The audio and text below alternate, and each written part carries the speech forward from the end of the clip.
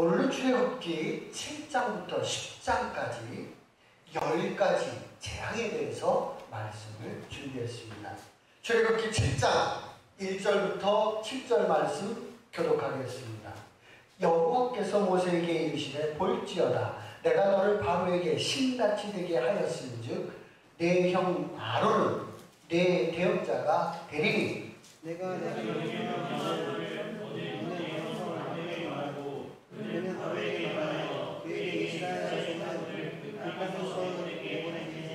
내가 바로의 마음을 완악하게 하고 내 표징과 내 이적을 애굽 땅에서 많이 행할 것이니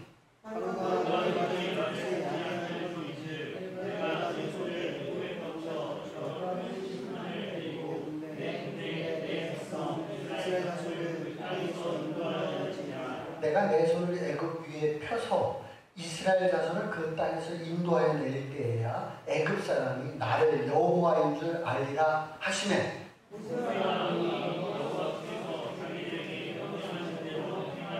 함께합니다. 그들이 바로에게 말할 때에 모세는 80세였고 아론은 83세였더라. 아멘. 하나님의 경륜 계획을 보겠습니다. 7절에 모세는 80세였고 아론은 83세였더라. 하나님은 노인들을 들어서 세계 최강 애굽 이집트를 바로를 상대하고 계십니다. 1절을 보겠습니다. 하나님은 모세 너를 신같이 보이도록 하겠다고 하십니다. 애굽은 바로를 신처럼 받들고 있습니다. 하나님께서는 모세 너를 바로보다 더 위대하게 보이게끔 만들겠다는 겁니다. 하나님께서는 애굽의 태양신 나 그의 대리자 바로보다 야훼 하나님의 대리자 모세 너를 더 높은 사람으로 보게끔 만들겠다고 하나님께서는 말씀하십니다. 2절이요. 모세 너는 아론에게 말하라고 합니다. 고대 사회는요 한 사람에게 힘이 편중되어 있습니다. 나라에서는 누구에게? 왕에게. 가정에서는 누구에게? 가장에게. 장남에게. 장손에게. 고대 사회가 가지고 있는 특징입니다. 반면에 하나님께서는 이 고대 사회에서도 아주 특별하게 주연에게만 힘을 실어주는 것이 아니라 조연에게도 큰 비중을 두고 계시는 것을 보게 됩니다. 어머니 요게벳, 누나 미리암, 형 아론, 여호수아, 갈렙 이렇게 주변에 조연들을 아주 중요하게 여기고 사용하고 있음을 보게 됩니다. 우리 예수님 하면 누구 생각나요? 12명의 제자. 주연만 있는 것이 아니라 항상 예수님 하나님께서는 조연들도 빛나게 해주시는 것을 보게 됩니다. 목동교회는 만인 제사장을 추구하는 교회입니다. 목회자 중심의 교회가 아니라 모두가 제사장으로 자신의 역할에 충성하는 제자들이 되시기를 주의 이름으로 부탁을 드립니다. 5절 말씀입니다. 애굽 사람이 나를 여호와인 줄 알리라. 하나님의 경륜, 계획은 이스라엘 백성들을 애굽에서 탈출시키는 것입니다. 그런데 애굽에서 탈출시키는 것만이 하나님의 목적은 아니라는 거죠. 탈출의 목적은 이 탈출이 목적이었다면 하나님께서는 한 방에 KO를 시켰을 거예요. 근데 그것만이 목적이 아니라는 거예요. 하나님께서는 부수적으로 뭐를 얻기를 원하셨느냐 하면은 하나님이 어떤 분이신지 자신을 계시하고 싶으셨던 겁니다. 5장 2절에 보면 이렇게 바로 바로가 이야기를 합니다. 바로가 여호와가 누구이기에 내가 그의 목소리를 듣고 이스라엘을 보내겠느냐. 나는 여호와를 알지 못하니 이스라엘을 보내지 아니하겠다라고 바로가 이야기하는 것을 보게 됩니다. 바로는 많은 애굽의 신들을 들어봤지만 야훼를 들어보지 못했다는 거예요. 그래서 하나님께서 그래? 이제 그러면 내가 너에게, 바로 너에게 야훼 하나님이 어떤 분인지를 이제 보여주는 거예요. 10가지의 재앙을 통해서 야훼 하나님은 어떤 하나님인지를 이제 보여주고 있어요. 그래서 바로도 알게 되고 애굽 사람들도 아, 야훼 하나님은 이런 분이구나 알게 됩니다. 뿐만 아니라 누구도 알게 되겠어요? 이스라엘 백성들도 아, 하나님은 이런 분이시구나 하는 것을 이제 집단적으로 야훼 하나님을 계시되는 하나님을 보는 계기가 10가지의 재앙이다. 그런 겁니다. 이제 그러면 순서를 한번 보도록 하겠습니다. 출애굽기 7장 8절로부터 13절 말씀 교독합니다. 여호와께서 모세와 아론에게 말씀하여 이르시되 바로가 너희에게 이르기를 너희는 이 점을 보리라 하거든 아론에게 말하기를 너희 지팡이를 들어서 바로 앞에 있는 자라 그것이 주님이 되리라.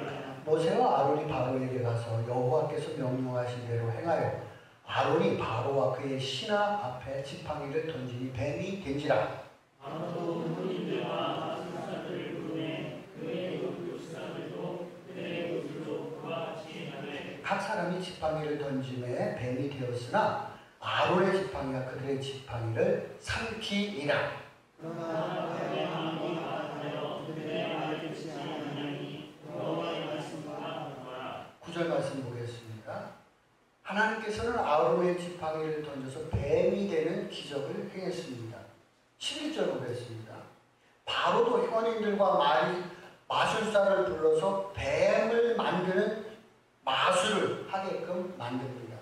바로 옆을 봐요. 바로 옆에를 보면 옆에 누가 있어요? 현인이라고 그랬어요. 이 현인은 누구겠어요? 지금으로 얘기하면 정치인들이겠죠. 최고의 정치인. 그 당시 최고의 정치인, 최고의 똑똑한 사람들을 두고 하는 말이에요. 그러니까 최고로 바로와 최고로 똑똑한 사람들이 옆에 모인 거예요. 그 마술사는 또 누구겠어요? 최고의 제주꾼들이겠죠. 그러니까 애굽의 최고의 권력을 가지고 있는 바로, 그리고 지혜를 가지고 있는 현인, 제주꾼인 마술사와 하나님의 대리인 모세와의 대결이 시작되는 것을 이야기합니다. 8장 18절의 말씀 가보겠습니다. 8장 18절이에요.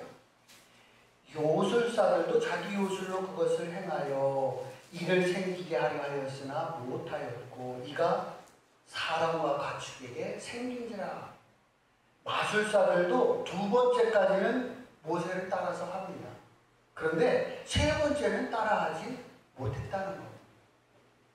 그러면 나이 80의 노예들의 대변자인 모세와 세계 최강의 군사력을 가지고 있는 바로, 제일 똑똑한 사람들, 현인, 제주꾼들이 다 모였지만 지금 이제 두 사람의 결투에서 객관적으로 절대 우위라고 생각했던 그 바로가 이제 모세에게 서서히 밀리기 시작했다는 뜻입니다. 싸움이 벌어졌는데 금방에 한 번에 KO가 된 것이 아니라 서서히 모세와 아론이 그들을 이겨가기 시작하는 것이 두 번째의 기적에서부터 나타나고 있습니다. 그러다 보니까 애굽의 바로도 현인들도 마술사들도 이제는 야훼 하나님의 존재를 하나씩 알아가기 시작을 했습니다. 점차 그들의 내부에서도 히브리인들을 내보내자는 말들이 나오기 시작을 합니다. 하나님께서는 10가지의 재앙을 통해서 야훼 하나님이 어떤 분이신지를 이제 계시 보여주고 계시는 것입니다. 하나님께서는 이스라엘 백성들에게 너희들이 정확히 보고 분명히 보라는 거예요. 내가 누구인지, 전능하다고 하는 것이 어떠한 것인지를 너희가 분명히 보고 알라고 10가지의 재앙을 이스라엘 백성들에게 보여주고 계십니다. 고대 사회는요, 인간은 자연에 대해 약한 존재로 인식을 했습니다. 태양, 폭풍, 뭐 인간의 힘으로 어떻게 할 수가 없잖아. 지금도 우리가 어찌할 수가 없잖아. 그러니까 그들 앞에 무릎을 꿇게 되는 거죠. 인간의 수명이 당시 고대 사회에는 40, 50이었습니다. 근데 나무는 수백 년을 살잖아. 그러니까 그 자연의 위대 앞에 그들은 경외심을 갖게 되었던 겁니다. 그래서 고대 사회는 자연, 동물, 식물까지도 신으로 섬겼습니다. 그래서 모든 고대 사회는 다 다신론이에요. 고대 사회의 공통된 특징은 다신론이라는 거예요. 근데 유일하게 다신론이 아닌 유일신론을 가지고 있는 민족이 있었습니다. 그 민족이 히브리, 유대인. 왜 유대인들이 유일신의 신앙을 갖게 되었는지를 설명하는 것이 바로 이 10가지의 재앙으로부터 시작된다. 학자들 중에는 10가지의 재앙을 애굽에서 일어나는 일반적인 자연현상으로도 말을 합니다. 우리 홍수가 나면 강물이 어떻게 돼요? 어떤 색으로 변해요? 홍수가 나면 흙탕물, 붉은색으로 되잖아. 그러니까 나일강이 범람을 하면 붉은색이 되는 거예요. 뭐 현대적인 개념으로 하면 뭐예요? 녹조, 홍조라는 거 발생하잖아요. 그럴 수도 있다는 거죠. 나일강에는 많은 개구리가 살고 있어요. 양서류잖아요. 가끔 이 개구리들이 육지로 올라오는 일이 생기기도 한답니다. 그리고 그놈들이 다 죽어요. 그럼 이제 뭐가 생기냐면 전염병이 돌아오는 거예요. 그래서 집단적으로 전염병이 돌아서 동물들이 폐사하는 일도 발생된다는 거예요. 우리 우박의 피해, 메뚜기의 피해, 우리 뉴스로 듣잖아요. 현대에도 이런 일은 있어요. 그래서 이거를 자연적 현상으로 보는 분들도 있습니다. 근데 이제 우리 신앙의 눈으로 보는 사람들은 이 일들이 연속적으로 벌어지고 있잖아요. 연속적으로 벌어지는 것으로 봐서 이것은 하나님의 경륜, 하나님의 계획 속에서 하나님이 이 일들을 이끌어가고 계신다고 성경학자들은 이야기를 하고 있는 것입니다. 그래서 우리 신앙의 눈으로 이 사건을 보자면 신앙의 눈으로 한 번 이 10가지 중에서 다 볼 수는 없고요. 오늘 그 중에서 몇 가지만 우리가 살펴보도록 하겠습니다. 첫 번째 재앙이 뭐죠? 첫 번째 재앙은 나일강이 뭐로 변해요? 피로 변하는 재앙입니다. 나일강은요, 이 애굽의 이집트의 젖줄입니다. 그러니까 나일강에는 많은 물고기가 있고요. 이 풍부한 물이 삼각주를 만들어요. 그래서 비옥한 땅을 만든다는 말이에요. 그래서 애굽 사람들은 나일강을 신으로 섬겼습니다. 이름을 하피, 크롬 같은 신의 이름을 두고 이것이 바로 우리의 나일강을 지키는 신이다, 이렇게 이야기를 하는 겁니다. 그러니까 애굽의 주신이 뭐냐면 태양신이에요. 라라고 하는 태양신이거든요. 그 나에 버금가게끔 신으로 믿는 것이 뭐였냐면 이 주신 태양신만큼이나 아주 높이 평가했던 그 신이 바로 이 나일강의 신이었던 겁니다. 우리나라에도 경복궁을 가보면요, 좌편에는 종묘가 있고 우편에는 사직단이 있어요. 종묘에는 누구에게 제사 지내는 거예요? 종교에서는 누구에게 제사를 지내요? 조상들에게, 역대 왕들에게 제사를 지내는 거예요. 사직단은 뭐 하는 거예요? 사직단은? 네, 사직단은 하늘의 신, 땅의 신, 곡식의 신께 제사 지내는 것이죠. 조선시대까지도 우리에게 이러한 다신론적인 것이 내려오고 있었다. 그런 얘기입니다. 지금도 우리 고사 지내는 분들 보잖아요. 고사 지내는 분들. 고사. 그 고사 왜 지내요? 번성의 신께 드리는 제사잖아요. 이 사업이 번성케 해달라고 고사를 지내는 거예요. 번성에 대한 신께 고사를 지내는 거예요. 고사를. 그러고 보면 우리 민족들 피 속에는 고대에서부터 내려오는 다신론의 그런 유전자가 DNA가 우리 속에 흘러간다고도 볼 수가 있을 거예요. 고대 사회에서부터 이런 다신론적인 그런 것들은 우리 안에도 내재하고 있다라고 볼 수가 있습니다. 두 번째 재앙이 뭐냐 하면 개구리입니다. 개구리는 알을 많이 낳습니다. 이름은 헤게트라고 불렀습니다. 고대 사회는 농경 사회이기 때문에 자녀가 많아야 됩니다.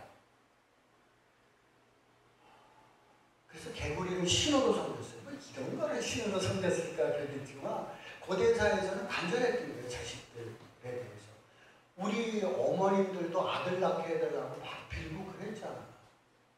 이것이 남의 아주 고대의 일만이 아니라 우리 어머니 때, 할머니 때들은 다 아들 낳게 해달라고 산신령을 이렇게 빌었어요.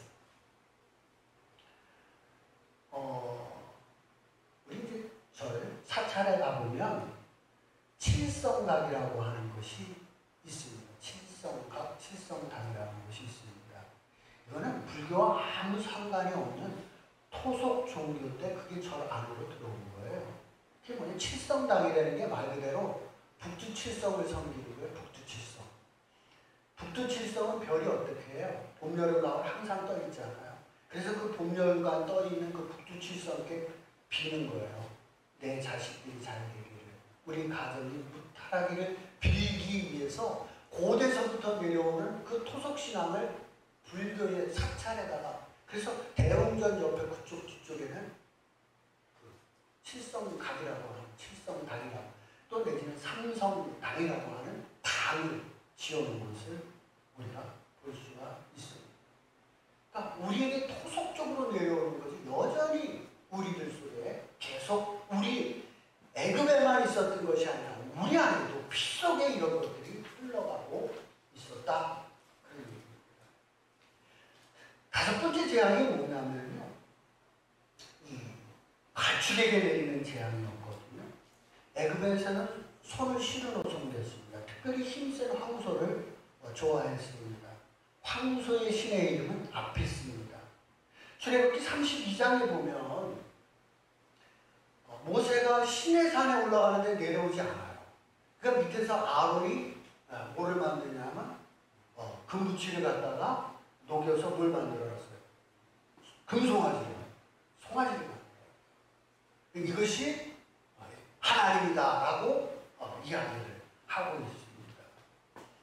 사람은 누구나 강하고 싶어 하고요, 강한 것에 끌려가고요, 그 사람에게 의지하고 싶어요. 그런 심리가 우리에게도 여전히 작용하고 있는 것을 알 수가 있습니다. 10가지 소개하는 것은 다 여기서 좀 끝내고요. 그럼 하나님께서 애굽에 내린 이 10가지의 재앙에 대한 한번 그 결론을 한번 내려보도록 하겠습니다. 하나님께서는 애굽 사람들이 신으로 섬기고 있는 것들이 신이 아니라 그 우상단지다 라고 하나님께서 이야기를 하는 겁니다. 만약에 그들이 신이었다면 이렇게 당하고만 있지는 않겠죠. 그러니까 그대로 다 당하잖아? 그럼 뭐예요? 신이 아니라 이거는 우상이다. 우상단지다. 돌덩어리라고 하나님께서 말씀을 하고 있는 겁니다. 하나님께서는 이스라엘 백성들에게 애굽 사람들이 섬기는 저 신들이라고 하는 저것은 우상이라고, 돌덩이기 때문에 그 신을 섬기지 마. 너희들은 이제 야훼 하나님, 나 야훼 하나님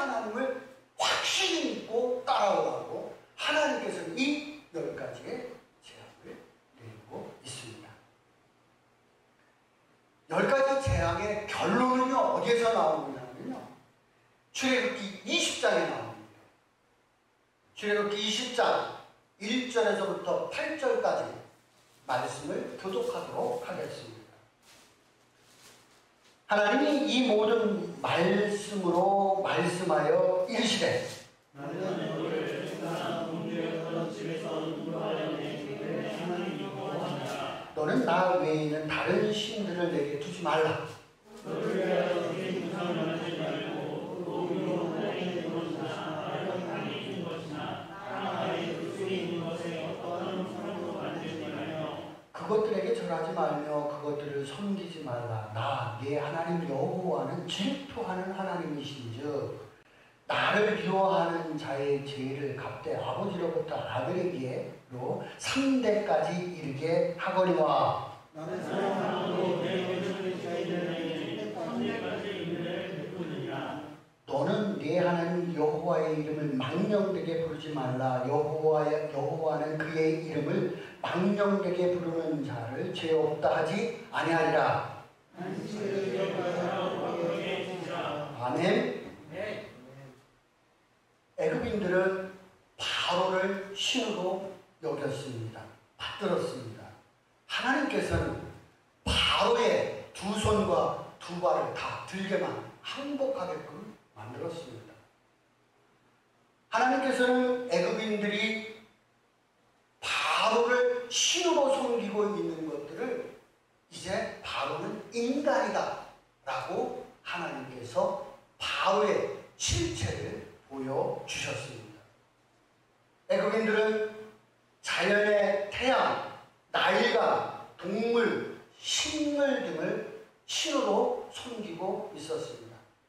하나님께서는 애굽인들 너희가 섬기는 그것은 신이 아니라 우상, 돌덩이라고 하는 것을 보여주시고 있습니다. 하나님께서는 이스라엘 백성들에게 10번의 재앙을 보여주시면서 너희들은 이제 후에 가서는 이제 그 우상을 섬기는 사람이 되지 말 것을 이 신의 산에서 10계명의 1계명과 2계명의 계명으로 주시고 있는 것을 만나게 됩니다.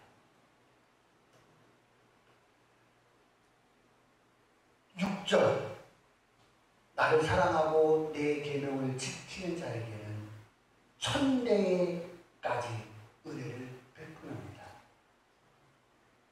우상을 섬기고 다른 신을 섬기는 그런 사람들에게는 이 복은 아닙니다.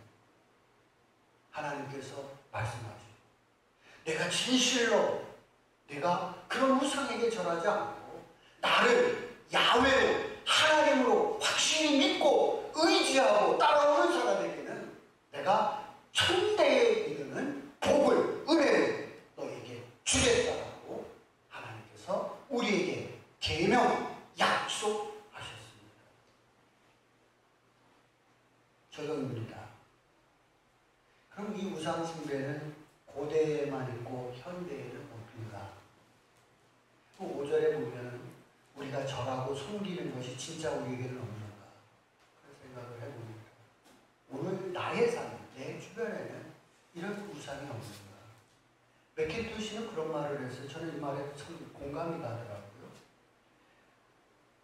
우상 숭배자란 가축이나 돌에만 머리 숙이는 것만이 아니라 내 마음을 사로잡는 것이 우상이다. 내 마음을 사로잡는. 마음을 뺏기는 자도 우상을 숭배하는 자다. 내 마음을 뺏기는 그것도 우상 숭배자라고 얘기를 합니다. 곰곰이 이거를 생각을 하면서 첫 번째는 내 머리를 딱 치고 지나가는 게 그게 하나이고 여러분들 내 마음을 뺏어가는 경우가 있어요.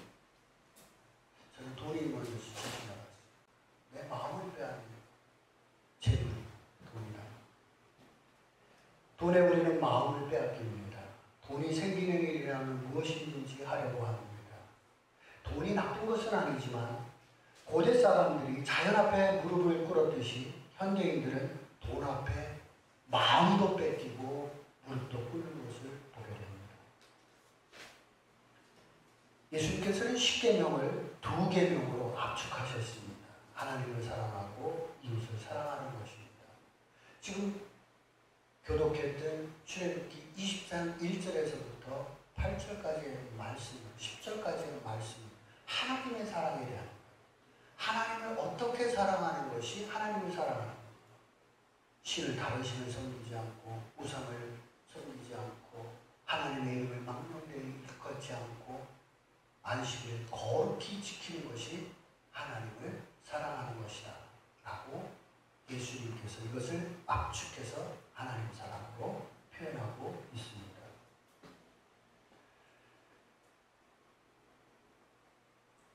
하나님을 정말 사랑한다는 것이 무엇일까? 돈이 중요한 것은 알지만 돈보다는 안식일, 주일이 되면 예배를 드리는 것을 더 즐거워하는 사람. 내 마음이 돈도 중요하지만 그보다는 예배 드리는 것, 하나님께로 내 마음이 향하는 것, 그것이 하나님을 사랑하는 것이라고 저는 정의를 하고 싶습니다. 돈 필요하지 않아요.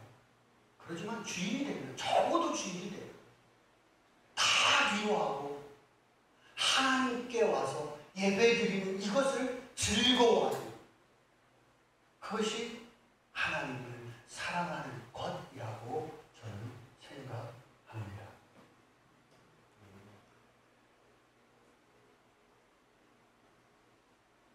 목동교회 모든 지체들이 하나님을 사랑하는 자들이 되셔서 하나님께서 주시기를 원하는 약속하신 천대까지의 복을 정말 여러분들이 누려가는 그런 복된 제자가 되시기를 주의 이름으로 축복을